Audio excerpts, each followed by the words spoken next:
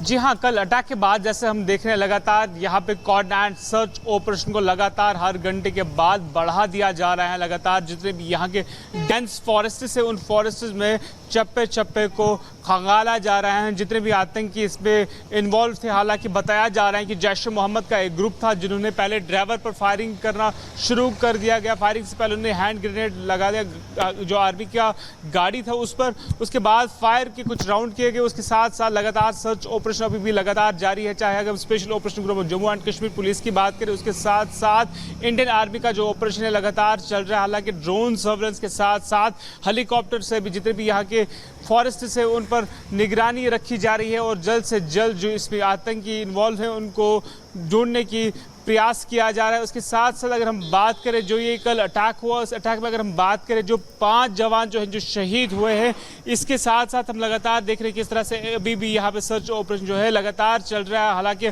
अलग अलग जितने भी कनेक्टिंग एंट्री पॉइंट्स है, जिस तरह से यहाँ पर मेरी विजय आपको दिखा सकते हैं, इस तरह की बैरिकेड्स लगाए गए हैं। हालांकि यही वो रास्ता है जो कि कनेक्ट करता है उस अटैक स्पॉट को जहां कल ये अटैक हुआ। उसके साथ साथ लगातार यहां पर नाके लगाए जा रहे हैं और लगातार जितने भी एंट्री और एग्जिट पॉइंट्स हैं उन पर जो भी लोग आने और जाने वाले हैं उनसे पूछताछ की जा रही है। उसके बाद उनको आने जाने की इजाज़त दी जा रही है लगातार। हालांकि सुरक्षा एजेंसीज की अगर हम बात करें, लगातार अभी जितने भी इसके पास वाले एरिया है जहाँ पर अटैक हुआ कठुआ में, उसके साथ साथ वहाँ पर भी कोऑर्डिनेट सर्च ऑपरेशन को बढ़ा दिया गया है। जम्मू एंड कश्मीर पुलिस के ऑफिसर्स, उसके साथ साथ इंडियन आर्मी के ऑफिसर्स लगातार इस ऑपरेशन को भी मॉनिटर कर रहे हैं।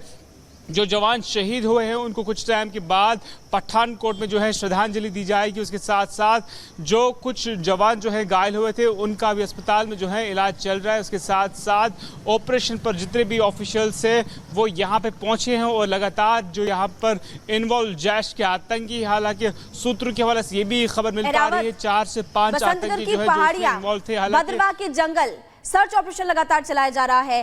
पीर पंजाल रेंजेस है, घने जंगल है जहां पर आतंकी छिपे हुए होते हैं। किस तरह की परेशानियां आ सकती हैं, आ रही हैं सेना को, क्योंकि घने जंगलों में ढूंढ पाना थोड़ा मुश्किल होता है।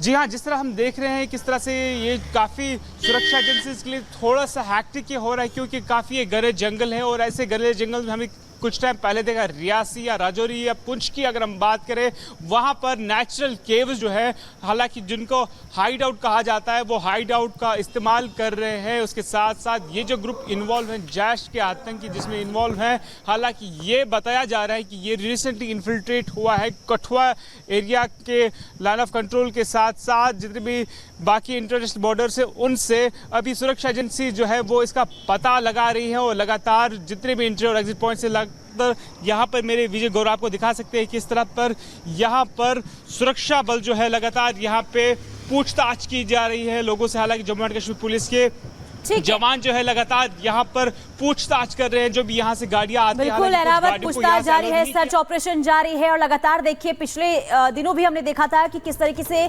जो सुरक्षा बल हैं उनके हाथ सफलता भी लगी है। और यही वजह है कि लगातार देखिए एक के बाद एक जो आतंकी हैं वो बौखला कर सेना पर लगातार अटैक करते हुए नजर आ रहे हैं। कठुआ में आतंकी अटैक के पीछे पाकिस्तान आतंकियों का हाथ सामने आया है और ऐसे में सवाल ये उठता है कि क्या अब आतंकियों पर स्ट्राइक ही फाइनल इलाज बचा है। रिपोर्ट देखिए।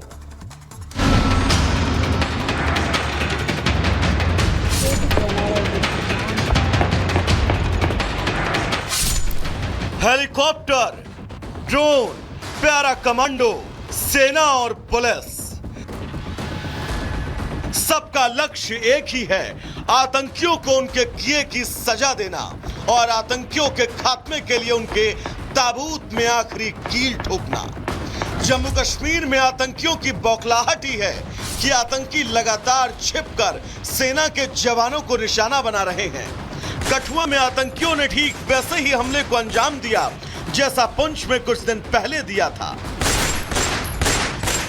तस्वीरें उसी जगह की हैं जहां आतंकियों ने सेना के काफिले को निशाना बनाया।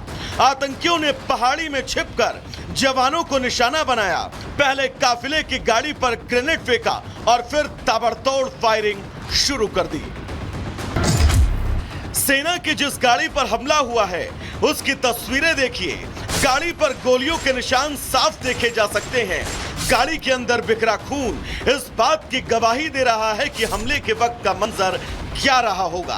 आतंकी अटैक से पूरी गाड़ी में रखा सामान बिखर चुका है। सूत्रों के मुताबिक हमले के पीछे पाकिस्तानी आतंकियों का हाथ बताया जा रहा है। साथ ही लोकल गाइड के आतंकियों की मदद करने की बात सामने आ रही है। आतंकियों की इस कायराना हरकत के बाद पूरे देश में गुस्सा है। हमारे जवानों की शहादत का बदला लेने की मांग उठ रही है और आतंक के सरपरस्त पाकिस्तान पर एक बार फिर वही स्ट्राइक करने की मांग हो रही है ताकि आतंक को उसके सर से पूरी तरह कुचल दिया जाए। कि सच ये है कि वहाँ स्कूल कॉलेज सरकारी दफ्तर सब नॉर्मल चल रहे हैं, सब ठीक चल रहा है। कहीं बीच बीच में कुछ छोटपट घटना कुछ होती है, परंतु सरकार पूरी चिंता कर रही है और जो स्थिति आज से 1 साल पहले थी वैसी स्थिति आज नहीं है। आतंकियों ने फिर से कायरतापूर्ण हमला किया है। हालांकि सुरक्षा बलों ने जम्मू कश्मीर में शांति व्यवस्था लाने में बहुत प्रयास किया था। पिछले दिनों डायरेक्टर जनरल पुलिस ने कहा था कि आज भी 110 आतंकी जम्मू कश्मीर में सक्रिय हैं। इस प्रकार की वारदातें जब होती हैं तो दुखद विषय है। सबसे पहले तो उनके परिवारों के प्रति मैं अपनी संवेदना व्यक्त करता हूं, लेकिन इन कायरों को छोड़ा नहीं जाएगा। आतंकियों की इस बौखलाहट के पीछे उन पर लगातार हो रहा एक्शन भी है। घाटी से आतंकियों का सफाया हो रहा है। आतंकियों के हाइडआउट पर एक्शन जारी है। आतंकियों के बड़े लीडर का खात्मा हो रहा है। आतंकियों के मददगारों पर लगातार एक्शन हो रहा है। आतंकियों की दहशतगर्दी पर नकेल कसी जा रही है। लेकिन जिस तरह से आतंकियों ने कायराना हरकत की है और सुरक्षा में तैनात हमारे जवानों ने अपने प्राणों की आहुति दी है, उसके बाद यह तय हुआ है कि उस बलिदान का बदला लिया जाएगा और आतंकियों को उनके घर में घुस कर मारा जाएगा। Bureau report, Republic Bharat. तो इस खबर पे आगे भी आपको अपडेट देंगे, लेकिन फिलहाल रुक करते हैं दिल्ली की खबर का, जहां के शकूरपुर के इलाके में एक नफरती गैंग का पर्दाफाश हुआ है, जो लंबे वक्त से कोचिंग सेंटर की आड़ में नाबालिग बच्चों का धर्मांतरण करने की नापाक कोशिशों में लगा था। और ये सब चल रहा था कोचिंग सेंटर की आड़ में। आरोप है कि कोचिंग सेंटर में कुछ मुस्लिम ट्यूटर लंबे वक्त से नाबालिग हिंदू छात्रों का ब्रेन वॉश करने में लगे थे। वो बच्चों को लगातार हिंदू धर्म के खिलाफ, देवी देवताओं के खिलाफ भड़का रहे थे और बच्चों को पूजा पाठ छोड़कर इस्लाम कबूल करने और अल्लाह की इबादत करने का दबाव डाल रहे थे। लेकिन इसी बीच एक बच्चे ने अपने घर में अपने पिता को अपनी आपबीती बता दी, जिसके बाद इस पूरे खेल का पर्दाफाश हो गया।